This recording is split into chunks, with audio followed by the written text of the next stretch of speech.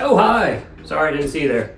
It's your boy, at Dinko, and I'm here today to show you a crazy project I've been working on the past couple months here at home. So this is Retrograde. What is Retrograde? Well, so you don't have to listen to my voice the whole time, I've asked my good personal friend, Mr. Morgan Freeman, to explain it to you. So, enjoy. Hi guys, before we get too deep, keep in mind this is just an idea. That is to say, this is in the thought experiment category of ideas. So don't go too crazy. So what is retrograde? Well, I'm sure there are exceptions, but what I've seen in the industry is that most companies who produce these larger composite case rocket motors do so from the outside in. You make or buy a case, you somehow get inside that case to abrade, glaze, and apply liner. You put parts to make grooves and forms like puzzle pieces, rope tricks, P groves, and D groves, which isn't always easy. You also need boots and compliance layers to accommodate for propellant shrinkage or expansion. You cast through the openings of the case, which can be not so large, and you fill that case with propellant. Not impossible by any means. It's done each and every day. Retrograde, coming from the Latin retro, which means backwards, and grade, which refers to the grade this video will get, is the thought that maybe inside out, not outside in, is the bee's knees. And although the idea is simple, spoiler alert, I'm guessing the safety aspect of manufacturing motors in such a manner is the likely culprit for why this method isn't more popular. Basically, by shifting the energetics aspect to the front end of the manufacturing process, you make every operation on that motor an energetic operation. But does that mean we shouldn't consider this technique? Well, probably. End of presentation. Just kidding. So, for a variety of reasons, which I'll discuss at the end of the video, I decided to try to make a rocket motor from the inside out. At home, with a copy of SolidWorks Maker Edition on his laptop and a 3D printer at the ready, I designed a solid rocket motor. It would be 9 inches in diameter and approximately 1 foot long. Why this size? Because every part, tool, fixture, mechanism needed to make the motor needed to fit on my 3D printer somehow. Motor designed, the first step is to get propellant onto a mandrel. For the mandrel itself, a piece of 1 1/4 inch PVC was selected. Why?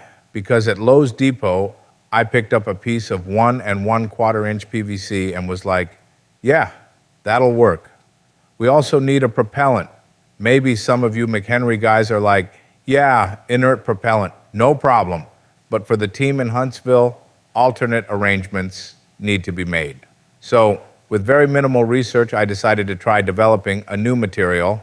I found this urethane rubber compound called Vitaflex by a company called Smooth On. Vitaflex is a 2-part urethane material that cures as a rubbery solid with a durometer of 60. It has a pot life of around 1 hour and cure time of 16 to 24 hours. Also important is that it cures anaerobically and without moisture. So you can close it up in a mold or such, and 24 hours later, it'll be ready to go. To make the alluring blue color to signify inert, an acrylic paint was added in the mix process. Now, how to get the propellant on the mandrel. If you were thinking I would have a great idea, execute that idea flawlessly and move on to the next step. Let me tell you, that's wrong. For example, molding the propellant. My first attempt involved putting a 3D printed positive of the propellant and pre-mold into a bucket and dispensing expanding foam. After cure, I'd cut the foam into 2 halves and use that as a mold. Epic fail.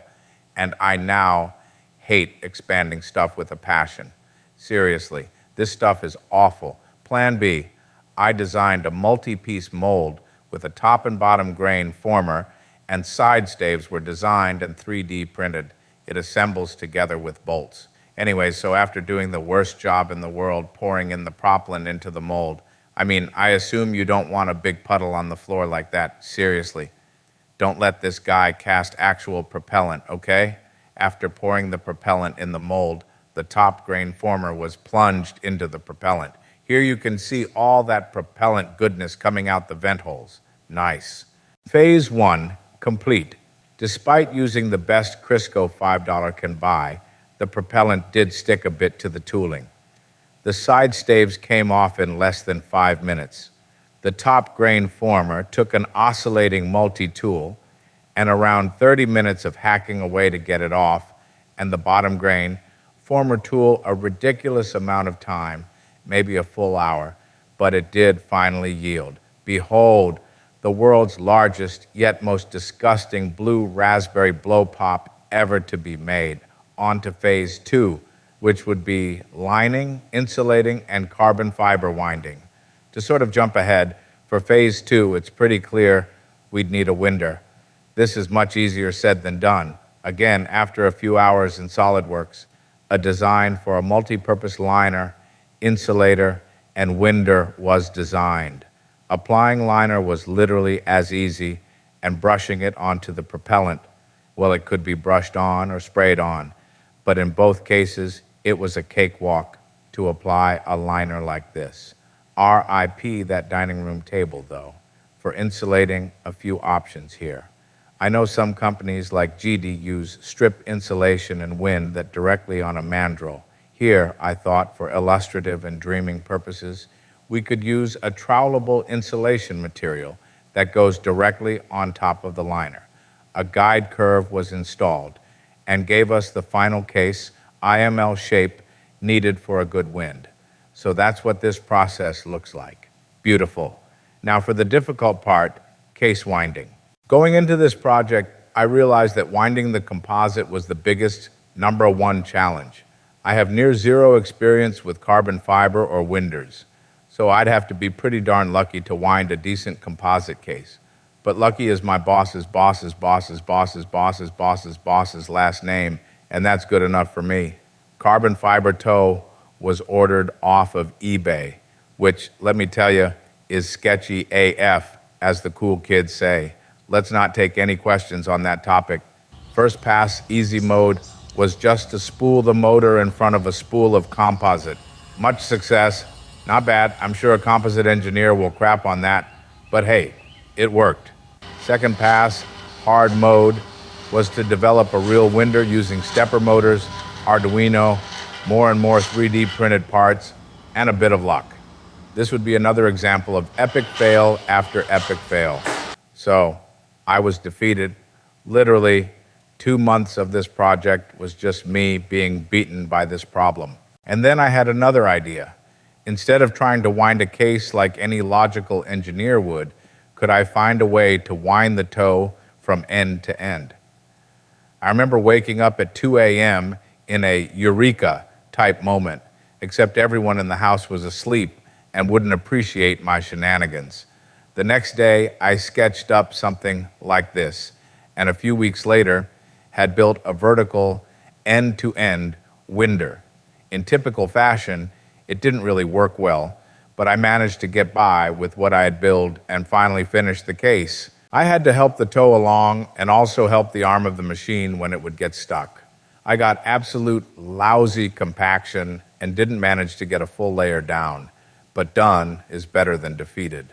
The end. Just kidding. That's Retrograde. Here's some images of the shitty final product. Cutting it was insanely difficult.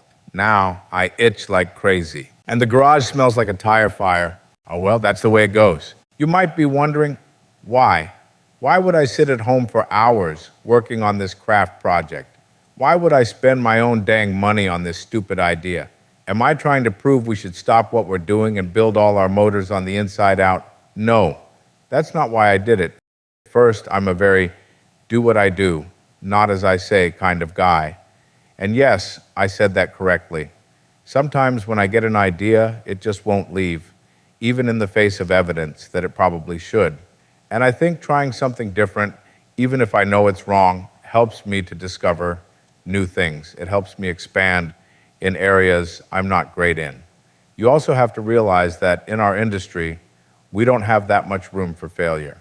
Even a well-endowed company as Anduril isn't a playground for designing whatever you want and doing things however you want. You can't show up to work and say, hey, today I want to dick around with carbon fiber, and everyone be like, yeah, sounds great, have fun. We have programs, we have deliverables. So making for myself a space where I can experiment, do things the way I want them. That's pretty important for me. Anyways, thanks for watching. If you've made it this far, take a look at my other videos, and I'll see you guys later. LOL, did you guys really click on those? Psych.